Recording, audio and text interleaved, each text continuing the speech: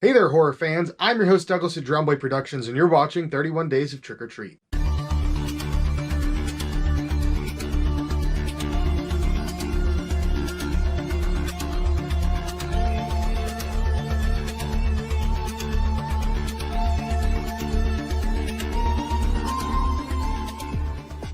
If you're just now joining us for this event, every single day for 31 days, we're taking a look at a different product from Trick or Treat Studios, starting on Halloween and ending December the 1st. We are currently in the third week of the 31 Days of Trick or Treat event. For the first day of the week, we took a look at the Haunted Mask from Goosebumps.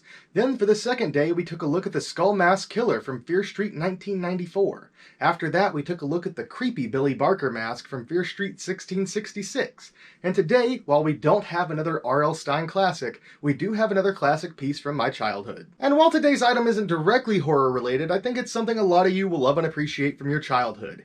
Here we have the Iron Giant mask by Trick or Treat Studios. So yeah, pretty far out of left field compared to the rest of the stuff we've been looking at, huh? Other than Goosebumps, this is probably the most tame thing that I've gotten from Trick or Treat Studios, and maybe the most tame thing they've ever made. I mean, there were those Big Friendly Giant masks, but I haven't even seen that movie, so I don't know how horrific it is.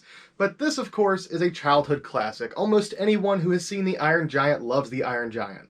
The Iron Giant is now considered a classic, and I'm not sure how well received it was back then, but I do know that I loved it, and I feel like almost anyone I know who's ever watched this movie really loves it. It's just a fun film with great animation and great characters like Vin Diesel voicing the Iron Giant himself. If you're watching this and you've never seen the Iron Giant, I strongly suggest that you go get the movie and watch it. It's a great film. I think you'll enjoy it. And also, I mean, if you just want to cry, have a great time. And as a kid, I did have an Iron Giant action figure I carried around with me pretty much everywhere.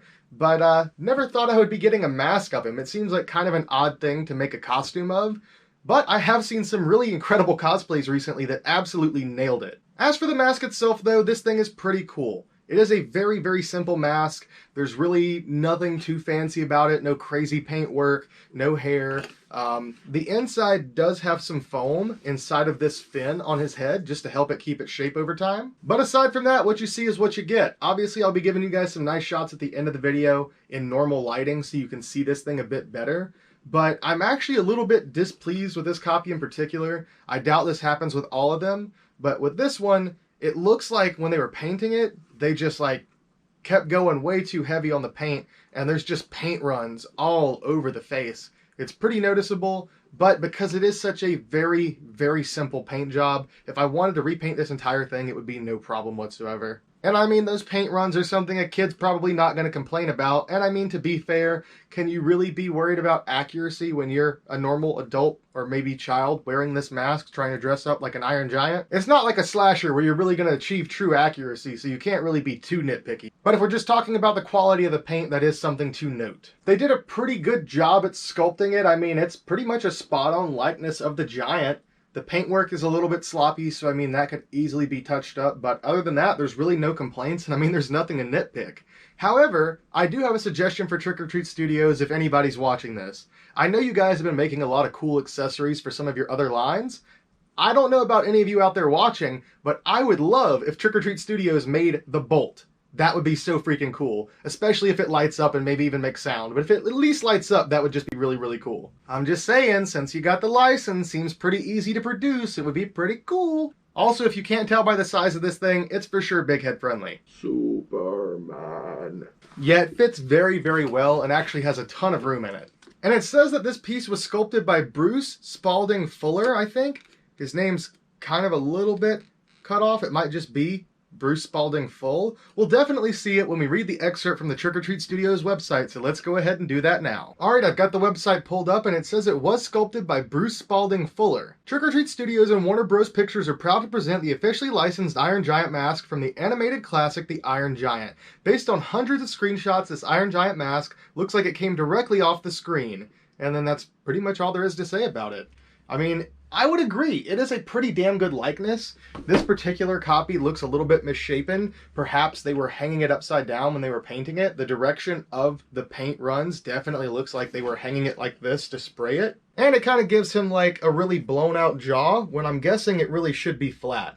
I noticed that whenever I sat him on the shelf, he looked a lot better. Oh yeah, by the way, I think I mentioned earlier this isn't directly horror related, but it still kind of is. If you're like me, and you like to read the novels that things are based off of, if you're gonna go see a movie or a play, something like that, well, I was in for quite a shock as a kid whenever I read The Iron Giant, because it basically is a horror story. I'm not going to take the time to go into all the details about it here, but if you guys are interested, or if you're an Iron Giant fan and you've never read it, wow, it is very, very different from that family-friendly classic that we ended up with. So I strongly recommend that you go check that out. As for price on these, you can pick them up for $50. So they are a pretty low price. This is actually, I think, the cheapest full head latex mask that Trick or Treat Studios offers. And I guess rightfully so. It is very, very basic paintwork. And I mean, it's probably something you're going to pick up for a kid, or it's something you're going to pick up to go sit it on the shelf as a mask collector. I don't think too many people are going to be wearing this as Iron Giant cosplayers, but hey, who knows. And for $50, I think that's a pretty reasonable price to look at his smiling face every single day. And if you're interested in picking one of these up yourself, you can pick it up directly from Trick or Treat Studios or one of the plethora of retailers that they work with. And really, there's not too much left to say about this piece, so I guess I'll go ahead and give you guys some close-ups. I love you all, thank you for watching, and see you next time.